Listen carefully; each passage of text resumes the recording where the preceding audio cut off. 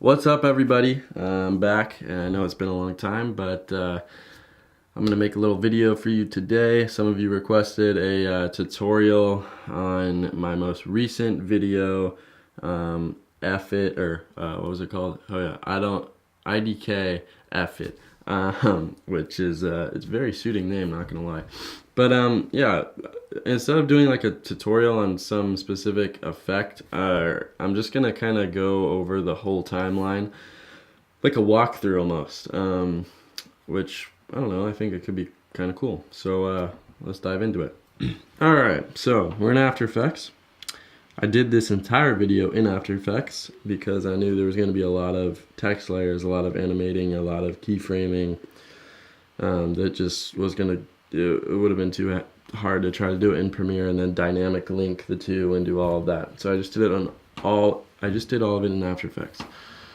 And since it was only a minute long, this is a doable After Effects project. You could do 2-3 minute projects in After Effects, honestly. It's 307 layers. Shut up, phone. And I'm not going to do like a specific tutorial for each of these effects because that would just take forever. But I'm just going to walk you through this timeline, I think. Just kind of explain like what I'm thinking when I'm editing and maybe go over an effect or two. So, first things first, I found a song that I liked and then I developed the edit around the song. I picked Jaden Smith's song, Icon. It's a little bit different, got a good tempo. I like the pace, and I knew it would be good for like an abstract, different kind of style of editing. So the intro is like old school, kind of different. I was just getting an old school vibe, so I was like, slow-mo clips would fit this really well. Throw some weird text up there that I don't know. I don't know why. I mean, the name explains it all. IDK, F it. Yeah, so.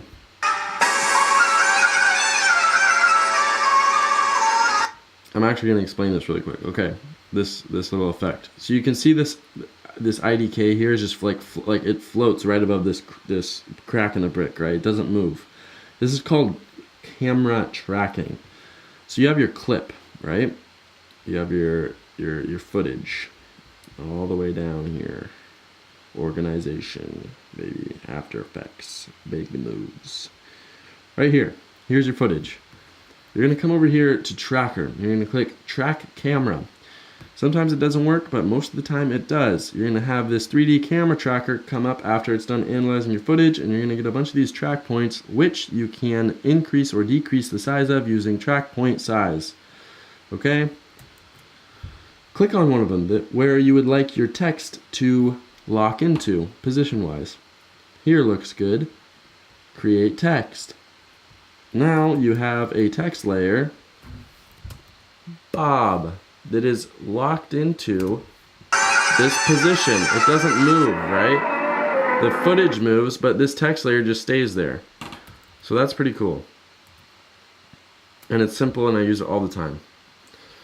And it makes your footage, or it makes your video look way, way more professional sometimes. So also this this is just a simple like animate, keyframe the position and opacity. Little slide down. Again, makes it look a lot more professional, but it's not that hard, and it's very subtle. So just keyframe your opacity and position right there. Pretty simple. Okay, this is the important part in the video right here. This needs to go away. These dots are killing me. Okay, go away. Alright, so important part in the video right here. When it drops, when the music changes and like all the energy just starts flowing into this video, right? I knew I wanted to use this clip of my friend Emery in the pool. And this is cool because it suits this song so well. Like the vibe of this clip and the song match perfectly, and it sets the tone for the whole rest of the video. And to go a step further, instead of just leaving this clip how it is, originally, what I did is I added a effect called Liquify, which is actually a Photoshop effect that they threw into After Effects. And what this does is it makes her body like look super distorted, like it's flowing to the patterns of the water, but you can't tell it's distorting any other part of the frame because you're using it in, like I used it in a water scene, like in a watery pool setting. So you can't see this liquefy effect really anywhere else. Like if I unclick it, then you'll be able to see the difference here. You'll be able to see like how it is distorting some of the water right there, but you can't tell because it's water. So this liquefy effect's really good if you have like an overhead shot of any water scene, because it'll distort anything in the water, but it won't actually make it look like the water's being distorted. And so this is just cool because, I'm gonna zoom back in, like watch her leg as it zooms up. You can see this like it makes her it makes her leg look like it's turning into water, or it's made out of water or something. Same with her head and her arm. As it moves up, her head just kind of looks like a wave. So that's pretty cool. That's the liquefy effect. Then mirror, pretty standard effect. You see it right there, the deck's reflecting. There's also two of her, so that should be pretty obvious. And then I keyframed the lumetri color. I keyframed the blacks to get darker as the clip moves on. Makes the pool's edges kind of look like they're bleeding, right? Like over here and on the outside, it looks like they're getting darker and darker, like they're bleeding. Pretty cool. Yeah, moving on. This is called CC Hex Tile, and it basically just creates a bunch of hexagons, which by itself looks a little weird, but with I threw a Luma key on there. I threw some more really crazy color on there, and with this vibe of the video again, it worked out. And this is the center like tile right here, and then I keyframed the rotation, and then I did a keyframe interpolation as well on the rotation, and it makes this really smooth rotation around this center tile right there. I'll show you what keyframe interpolation is in a second. Okay, this is a good clip to show the color like that I use kind of throughout the video. So you throw a lumetri color on your clip. I used the Creative Look Fuji F125 Kodak 2395 by Adobe. And I basically was just bumping up the exposure, increasing the contrast, decreasing highlights, decreasing shadows, decreasing blacks, making it look very intense, but also like very kind of vintage. And I was really able to achieve the vintage look with this split toning effect.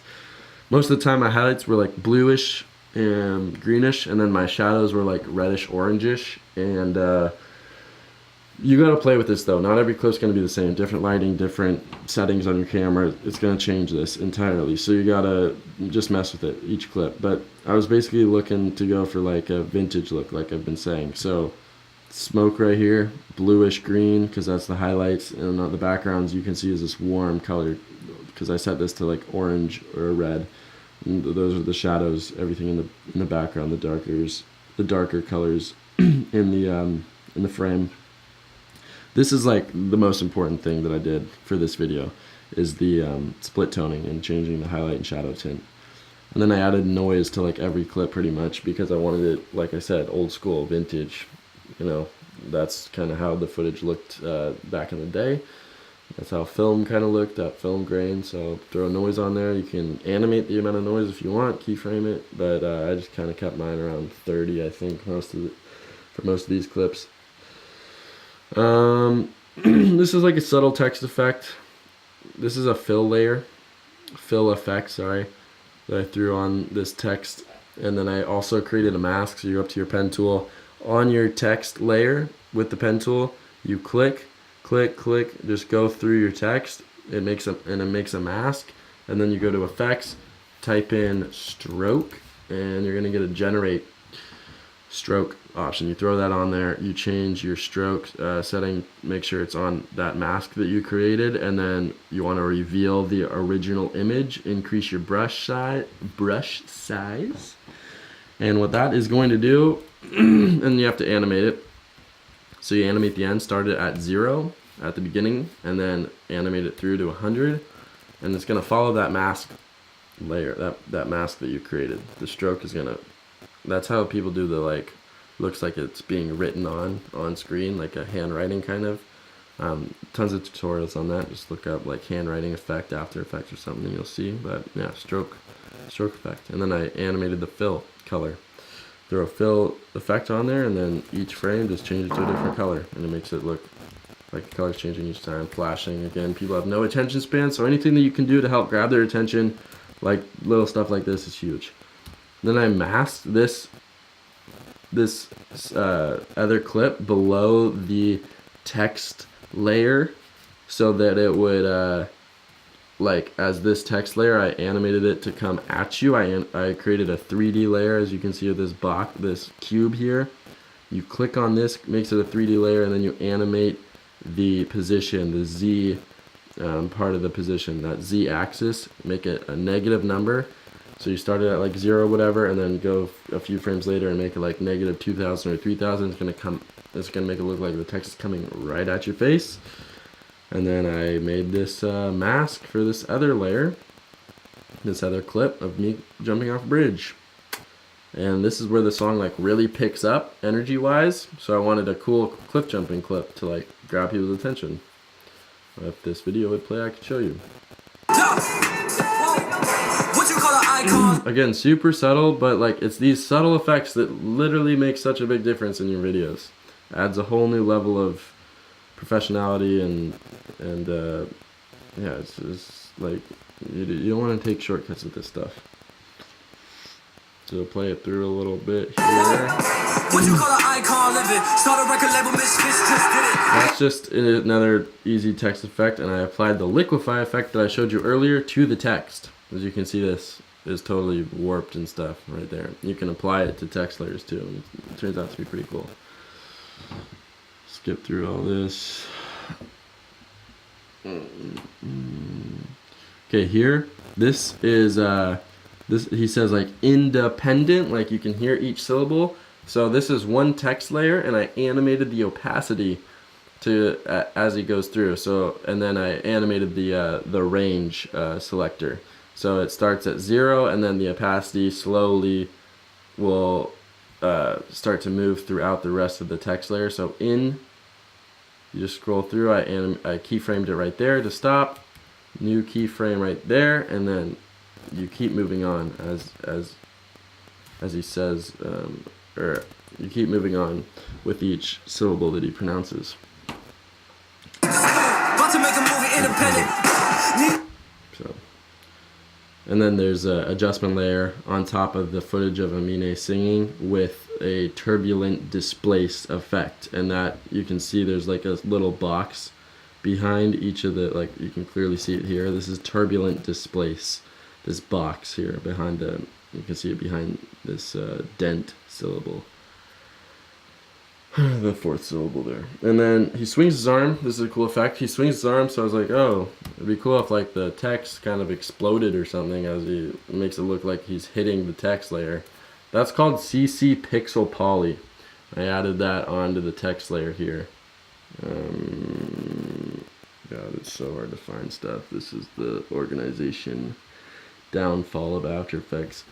CC Pixel Poly, you gotta mess around with these settings. It's so touchy, but yeah, just animated the force, and it makes it look like the text layer just blew up. Carried it on to the next frame, so I put the text layer above, and the next clip comes in, and you can see all that pixel, all those pixel poly particles, whatever, are still here. Kind of a cool little like lingering effect.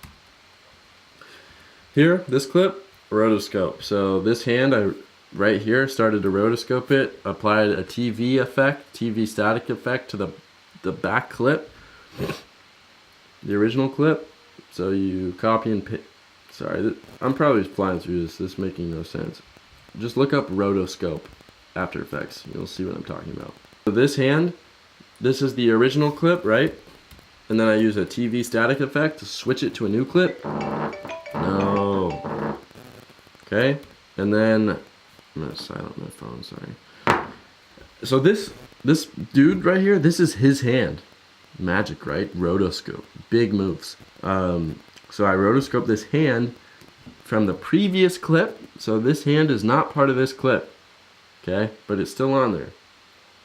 My friend in the background, this is his hand, but it's like when you Photoshop, you cut something out of an image and then paste it onto another image. Rotoscope's like doing that, but with video. Pretty cool. So move on here.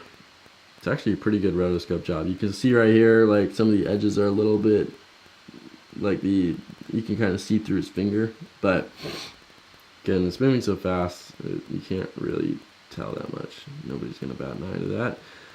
This is a slider effect. So if you go to slider control here and you apply it to a text layer, there's an expression that you can code on there. If I can find it for you right here. No, right here. Source text, expression, source text. So you can copy and paste this code, and that's gonna make it like a percentage, like slide up all the way to 100. That's pretty cool. These are just separate text layers, each with a different fill color, popping up with one like or two frames in between each, so it makes it look like it's like flashing on screen. This is a glow effect, so this is pretty cool.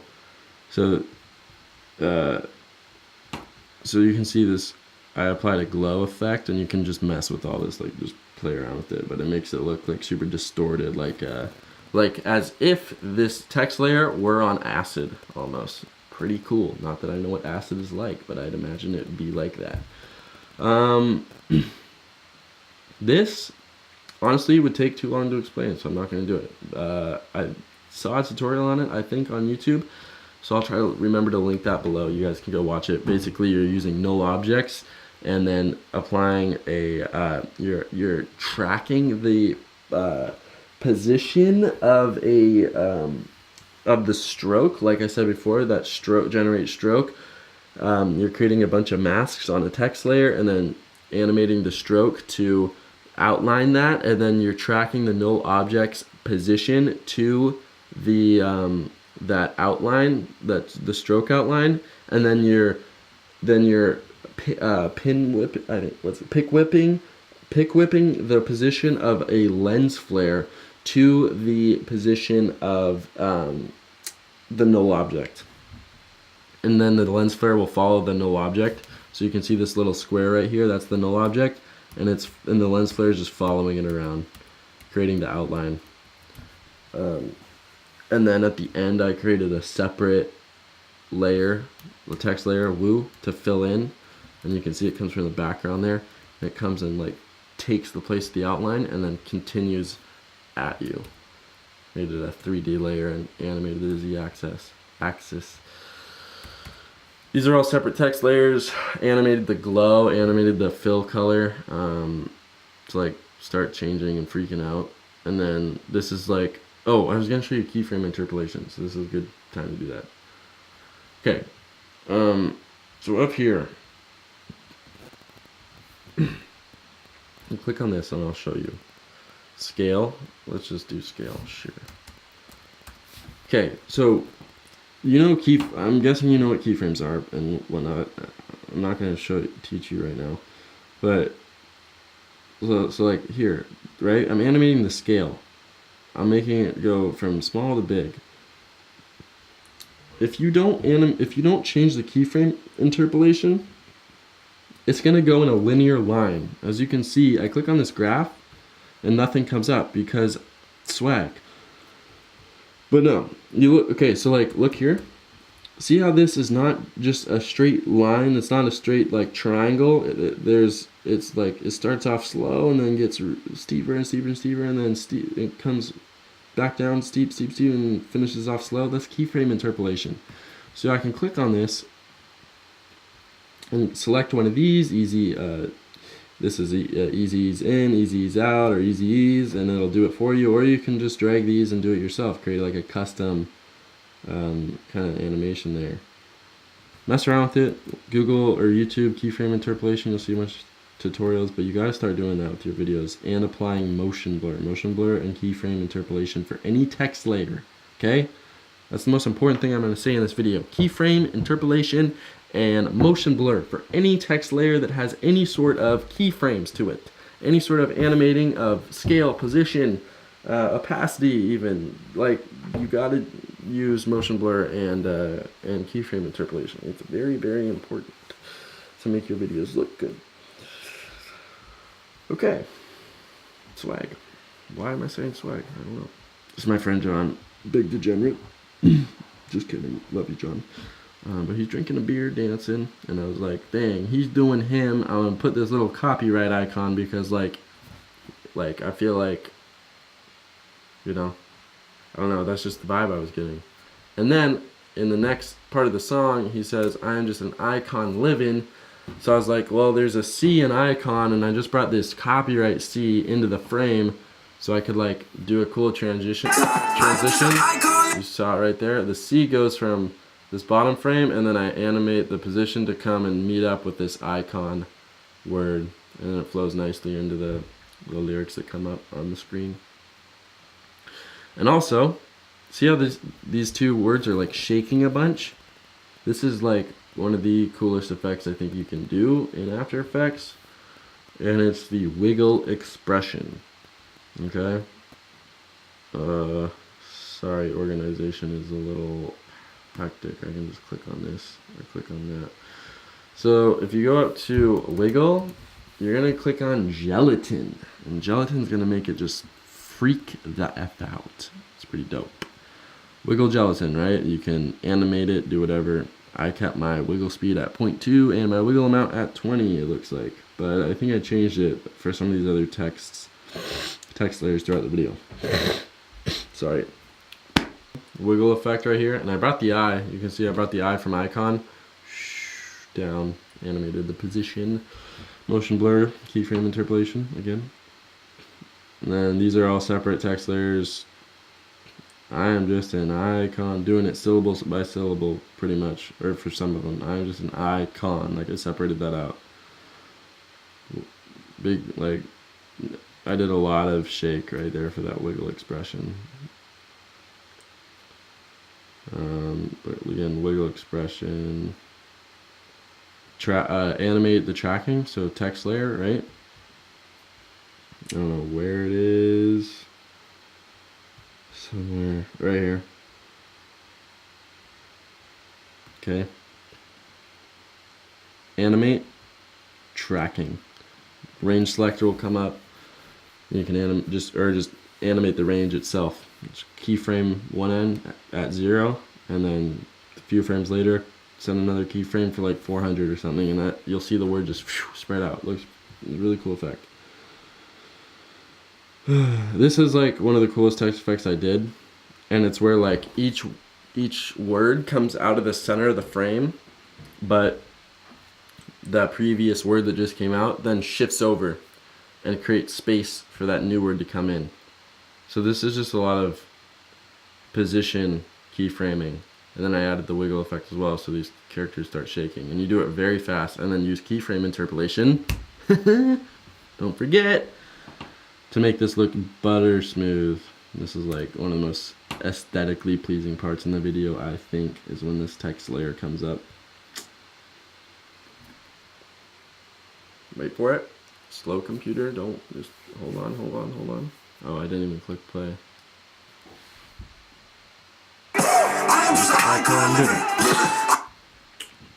Pretty cool. Yeah, more gelatin, a little bit of like Baker's easy transitions. Download them online for like $2 or something. That's like all those people that do like the swirl, the twist, and the zoom in transitions, that quick zoom stuff. That's probably all Baker's easy transitions. There's a bunch of little clips here, and then I did one big last I'm just an icon, like had these flashing up with a glow animation. Just some like dramatic clips and whatnot. Icon comes up, boom. But yeah, anyway guys, that's it. Thanks for watching the video. Once again, thank you for all the new subscribers. Super awesome. I know I haven't been like posting that much, like you said, but you guys have still been coming in and subscribing based on my other videos, which is great. Probably not going to be posting any like vlogs or anything like that, because I think vlogging, I don't know if it's like dying, but it's just like there's new things coming up and different videos that I want to work on, and different stuff that I want to do other than vlogging. So, but yeah, I'm gonna be making more stuff like this. I think that's kind of where my YouTube channel is going. More like abstract, weird, IDK, F-it type projects, and gonna make them longer, not just a minute long. And I don't know, maybe like bring in some principles of vlogging into this style or something. I don't know. We'll see. But once again, thanks for watching. Hope you liked it.